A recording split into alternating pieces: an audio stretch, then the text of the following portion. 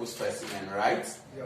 So then I said plus represents gain, minus represents loss, then 0 represents unaffected.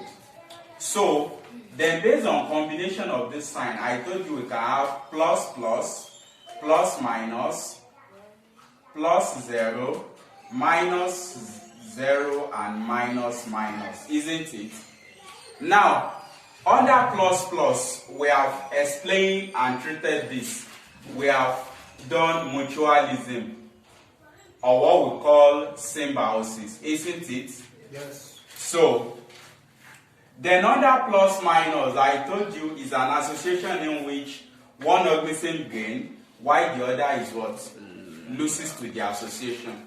Then the two examples we treated here is predation and parasitism, isn't it? Yes. So for plus plus biological association, both organisms involved in the association gain. For plus minus, one gain, the other lose. Today we are going to proceed to plus 0 biological association. Plus 0 biological association. Under plus 0 association, one organism gain from the association, and the other neither lose nor gain. It means organism A gain, but organism B is unaffected. Let me bring the name given to that association is what we call commensalism. What do I call it? Commensalism. Commensalism. And let me give you two examples under commensalism. The first one is the biological association between remora fish and shark. Let me tell you something about this. Remora fish is a smaller fish compared to shark. Are you getting it now? Yeah. Shark is one of the big fishes we have inside water. Are you getting it now? Yes. So, how does the association between both fish, a commensalistic association? Whenever shark is moving inside water, is that gotten? Yeah. So, remora fish is a smaller fish that always attach itself to the body of shark. Is that gotten now? So, by attaching itself to the body of shark, the first benefit that remora fish will gain from shark is that it gains protection. Reason being that it becomes very difficult for other big fishes inside water to notice remora and prey on remora. Is that got to now? Yes. Apart from that, there are some remnants of seaweeds that attach to the body of sharks. Is that got to now?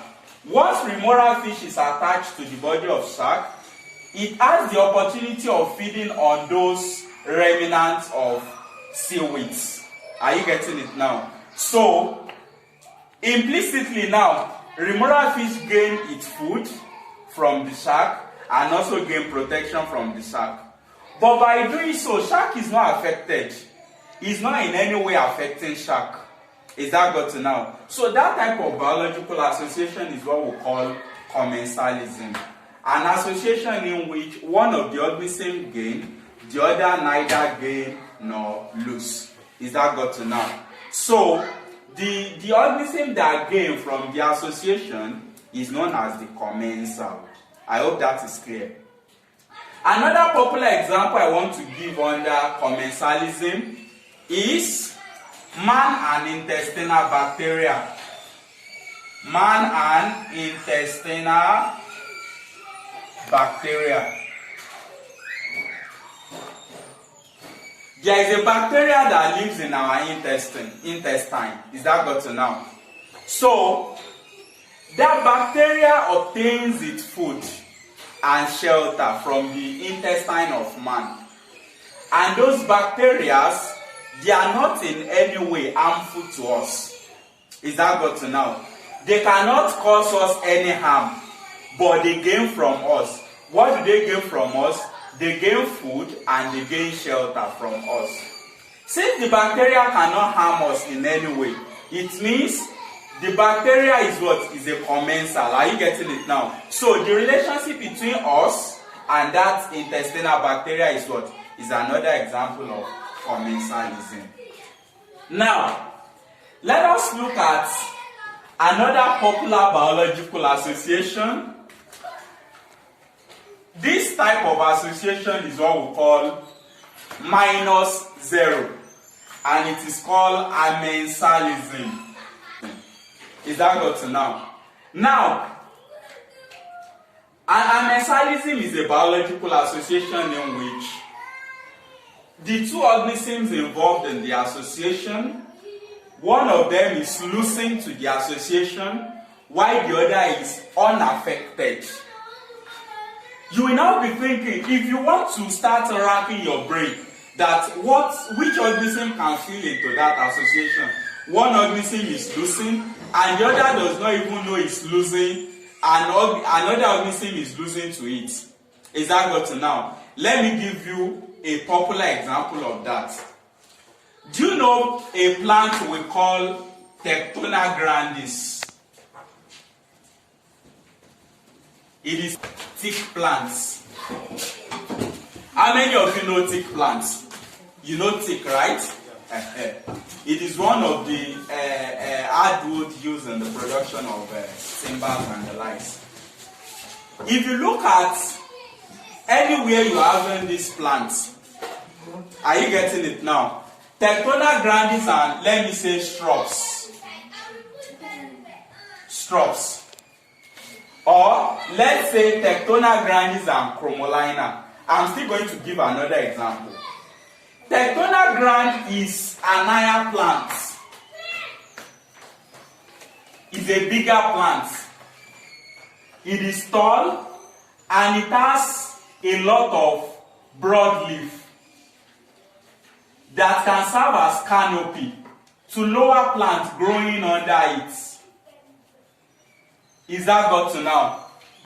You know, some of the things plants needed for survival is access to sunlight, because they need to photosynthesize. Are you getting it now? In fact, apart from nutrients in the soil, sunlight is very, very, very essential to survival of any plant. Is that got to now? Now, let us say this is pepper, for instance. Are you getting it now? So, and this is thick plants. Pepper is an example of shrub. Is that got to now? Any plant that is not big enough to be categorized as tree. Are you getting it now? And you cannot actually, they are not small enough to be categorized as grasses. Are you getting it now? They are called shrubs. Is that got to now? So in that regard, you are planting pepper and thick on the same plot of land, but your thick has outgrown the pepper. Is that got to now? In such a way that the leaf of thick is now serving as shade for this pepper plant. Is that got to now? You know, in terms of photosynthesis, it is only this plant that will be having access to sunlight. The lower plant won't be having any access to sunlight. Eventually, this lower plant will die off. Is that got to now? You know, this pepper plant is losing to the association as a result of the fact that the higher plant is denying it access to sunlight. But the higher plant in any way is not feeling, is not affecting, is not getting affected. Are you getting it now? It's not even aware that it's affecting a plant. Are you getting it now? That is why for those of us that grew up in the village, during a dry season like this, the cocoa farm is always fun to visit. You won't have to cut any grasses. All the grasses will have died automatically. You know why? They don't have access to water from the soil. And the leaf of the cocoa plant is also preventing them access to sunlight. So the lower plant wouldn't have choice than to clear themselves off automatically. Is that got to now? So that is why in the village you see inside the cocoa plant you hardly see any plant growing or growing beyond the size or the height of what? The cocoa plant. Are you getting it now? A perfect example of amensalism now is a biological association between a higher plant that has a broader leaf to serve as canopy to lower plants. I hope that is got to now. Minus biological association is an association in which both organisms involved in the association, they lose to that association. A popular example of that is what we call competition. What do I call it? Competition. Competition, you know, if you are fighting someone now, you and your friend you are exchanging blow. Is that got to now? If you hit the person in the head, the person will actually hit you in the nose. So after the fight, both of you will be nurturing some pains. You know, you are both affected in a way. I can remember by the time we were in primary school, whenever a fight broke up between us and our mates, the person can just hit you in your eyes and you hit him in the stomach, and both of you will started crying. My stomach. The other one will be shouting, my eyes. Is that got to now? So that is how competition is. Even to ram or to what's it called? To ram. Whenever rams are knocking each other, one of them may lose its own, while the other eventually die. Is that got to now? So competition is a type of biological association in which both organisms involved in the association, they lose to the association. And we actually have two types of competition. Is that got to now? There are two types of competition. There is one we call interspecific competition, and there is another one we call intraspecific competition. Interspecific, inter means between. Are you getting it now? Then specific is used to decode species. Are you getting it now? Every type of competition that exists between organisms of different species is what we call interspecific competition. Let me give you an instance. Let's say you and a goat, you are fighting over a piece of bread. You are trying to eat the bread. The goat is also dragging the bread with you. Is that got to now? You know, you belong to a separate species.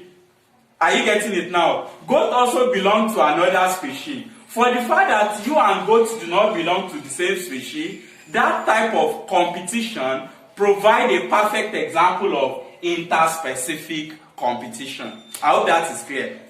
But if it is you and your younger brother or you and your elder brother, are you getting it now? That you are actually dragging a piece of bread between yourselves. Are you getting it now? That one is intraspecific competition. Is that got to now? Now let me bring it to plants. How do you notice interspecific? There is something we call mixed cropping. Mixed cropping in agriculture. Mixed cropping is a farming practice in which you plant two or more different type of crop on a particular piece of land. Is that got to now? Let's say you have maize on a particular plot of land, and on that same plot you also have cassava. Is that got to now? The type of competition that will be existing on that plot is what we call interspecific, because maize and cassava do not actually belong to the same species. Is that got to now? But in the case of intraspecific, Let's say you have maize or true on the same piece of land. Everything you have on that piece of land is maize, or everything you have on that piece of land is cassava. That one is what? Intra-specific competition. The competition that will be existing, either for space, for nutrients, or for sunlight, will be between the maize plant on the plot of ground or on the farm. Is that got to now? I could remember vividly, I think in 2016, no, 2017. Are you getting it now? Why actually said the question? The question is students that actually read very well and that can actually think wide will get the question without any stress. The question was like, on a plot of land, on plot A, two different type of crop, I think a yam and cassava, were planted on that plot of land. Is that got to now? Why on plot B, the same set of plants? The question were now like, what type of competition existed on the two different plots of land? Is that got to now? So the question was framed technically in such a way that the examiner actually want the student to identify the difference between interspecific and intra-specific competition. Now, before we end today's class, let me give you this question as a means of assessing your understanding of this topic. Look at this question. Organism A lives entirely on the waste product of another organism B. A is thus a dash. What do you think will be the right answer? Commensal. Commensal, good. Why is C the perfect answer? Organism A is getting its food. Are you getting it now? And shelter from organism B.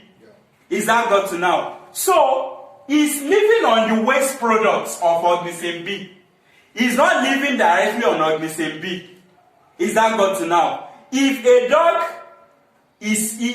actually eats your feces, how is that affecting you? Are you getting it now? Or if someone asks you to bring your feces that you actually want to eat it, how is that a problem for you? Is that got to now? So the relationship is what? Is a commens is what? Is organism A is a commensal and the association is commensalism.